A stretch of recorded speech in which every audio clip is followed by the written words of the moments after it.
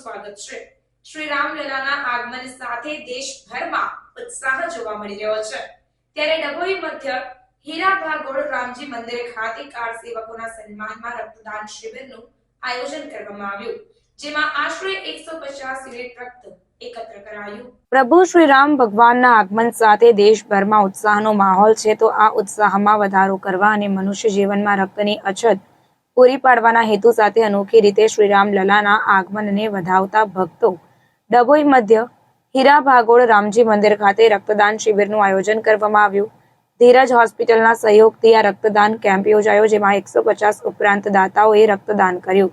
Car સેવકો જેમણે શ્રીરામ મંદિર બનાવવામાં બલિદાન આપ્યું, તેમને સન્માન આપતા રક્તદાન કાર્યક્રમ યોજવામાં આવ્યો હતો। આ પ્રસંગે ધારાસભ્ય શૈલેષભાઈ મહેતા ખાસ ઉપસ્થિત રહ્યા હતા, સાથે વકીલ અશ્વિનભાઈ પટેલ પણ ઉપસ્થિત રહ્યા।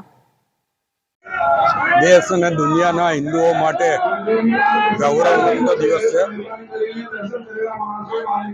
આજના દિવસે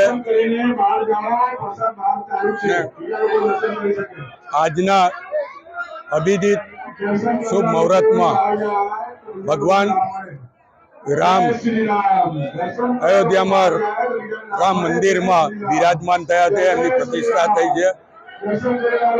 અને એ જ સમયે આજે આપ જોઈ શકો છો કે સમગ્ર દર્ભાવતી નગરીમાં દરેક મંદિરો પર ભગવાન રામને પૂજા અર્ચના કરવામાં આવી રહી છે, ભગવાન રામનો જયઘોષ કરવામાં આવ્યો છે।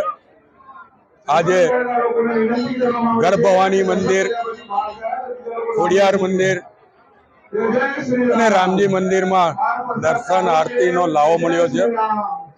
દર્ભાવતી નગરી અને દર્ભાવતી વિધાનસભાના તમામ નાગરિકો પર ભગવાન રામના આશીર્વાદ વરસતા રહે એવી પ્રભુને પ્રાર્થના કરું છું।